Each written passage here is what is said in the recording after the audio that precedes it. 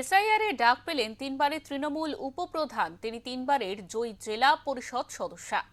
বর্তমানে তিনি দক্ষিণ 24 পরগনা জেলার সভাধিপতি। এবার এসআইআর এর শুনানিতে ডাক পেলেন খোদ জেলা সভাধিপতি নীলিমা মিস্ত্রি বিশাল।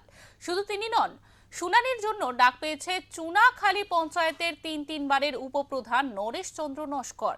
আগামী 21শে জানুয়ারি বাসন্তীর কুলতলি নারায়ণতলা রামকৃষ্ণ উচ্চ বিদ্যালয়ে শুনানি হবে।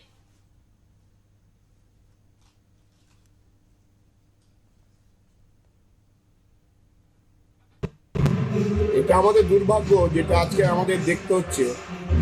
আজকে আমি তিনবারের উপপ্রধান এবং আমাদের জেলার সভাধিপতি, ওনারও নাম সাথে আমারও বাদ যায়নি।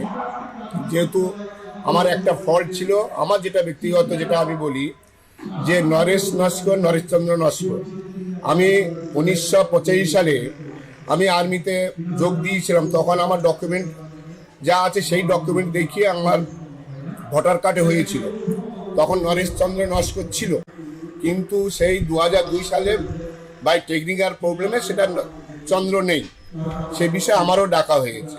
তদ্রূপ আমাদের জেলার সভাধিপতি ম্যাডাম, তিনিও দুবারের সদস্য ছিলেন এবং তিনবারে তিনি সভাধিপতি ম্যাডাম হয়েছেন। আমাদের এইটাই তার জন্য বারবার বলছি দুর্ভাগ্যজনক যে কেন এই যে এসআইআর নিয়ে ভোট যখন আসে, বাংলা কেন্দ্রীয় যে দলটা আছে বারে বারে পশ্চিমবাংলায় এসে বিভিন্ন বিষয়ে এখন এসআইআর নিয়ে এরা এখন উঠে পড়ে লেগেছে। দেখুন, আমরা হচ্ছি এসআইআর, আমরা সবাই জানি, আপনারাও জানেন যে এসআইআরটা একদম বিজেপি সরকার একদম পরিকল্পিত।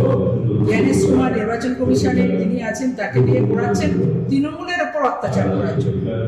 একসময় আপনারা শুনেছিলেন নিশ্চয়ই বিরোধী দলনেতা, আমি নাম বলবো না, নাম বলার আমার ইচ্ছাও নেই, তার প্রতি এতটাই আমাদের লজ্জা বোধ হয় যে পশ্চিমবাংলার একজন মানুষ, তিনি এত বড় নির্লজ্জ, এত বড় অমানুষ।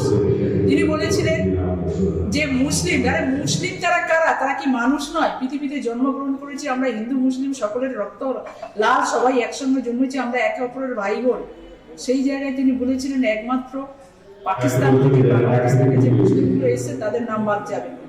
তাহলে আজ অমর্ত্য সেনের নাম বাদ যাচ্ছে। আজকে দেখা হচ্ছে অমর্ত্য সেনকে, আজকে দেখা হচ্ছে কান্তি গাঙ্গুলিকে, দুবারের মন্ত্রী, আজকে দেখা হচ্ছে নীলিমা মিস্ত্রি বিশালকে, যে জেলা পরিষদের মেম্বার, এরা কি সব মুসলিম?